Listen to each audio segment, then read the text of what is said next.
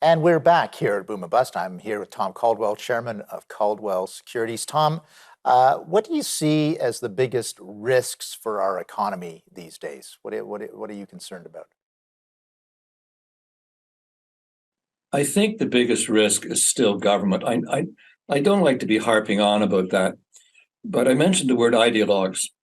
These are people that have an idea of how the world should be and how you should live your life, and are prepared to pursue that at all costs to everyone else. And we've also stifled intelligent discussion of any topic whatsoever. But if we were to take a look, starting at the federal level, the government is fixated. Our prime minister is fixated on climate change. I'm not even getting into the debate of that because, there's talk about is the science good, bad, and I don't know.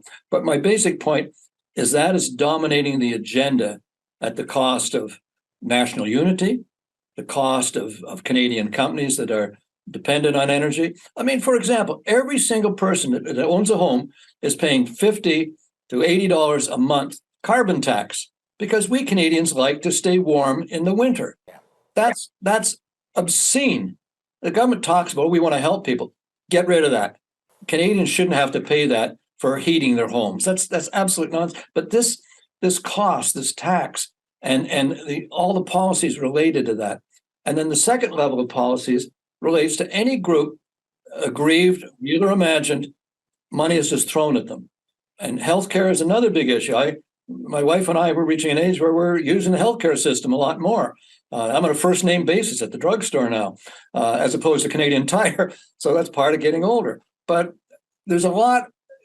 Money's not the answer to everything. Part of it is culture. Part of it is emphasis and part of appreciation. So there's lots of things we need to do as a country, but we can't be locked in a mindset that is hurtful to other people. Just to, again, I go back to the bicycle thing, because people think this is a good idea and are going to impose it. And that's what ideologues do. And we seem to be run by ideologues who aren't thinking of the secondary results or tertiary results of these actions. So if I say, what's the biggest threat? We should have a policy of, let's be really good at something. Our tech companies, we've had great tech companies, and they all blow themselves up, whether it be Nortel or Mitel or any, BlackBerry. Why don't we have world beater companies? Because we don't have an encouraging, positive host environment to build world beater companies. I've said many times, Canada is a great country to start a business. It is not a good company to build a business. Yeah, and of course, this leads to, well, I wanted you to comment maybe a little bit on, we had these health talks between the federal government and the provinces.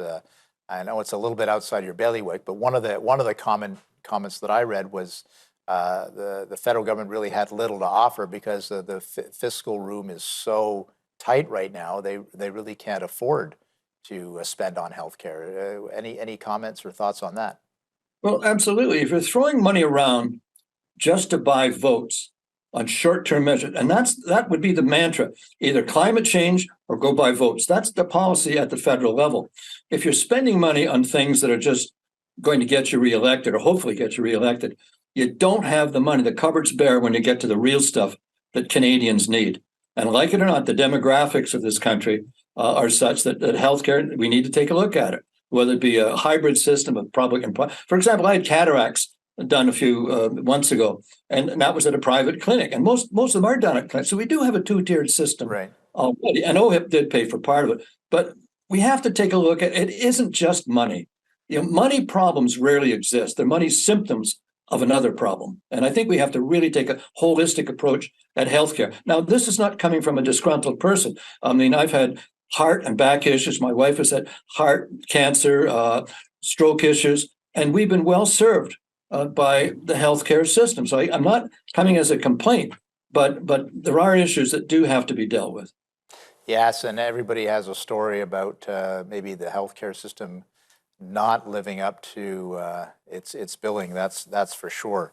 And we're going to talk. I'll just give you because we've got just a couple seconds left before the next break. But I do want to talk about not only risks but investment opportunities in this country. Because again, you're you're the optimist, and we should see both sides of that coin. And then if there's anything unusual about the current situation in which we find ourselves in. I know that's a very broad topic, but is there something unique about or unusual about our current economic situation that makes it different from the cycles of the past or what have you? So think about that. Our guest will be back after this short break for messages.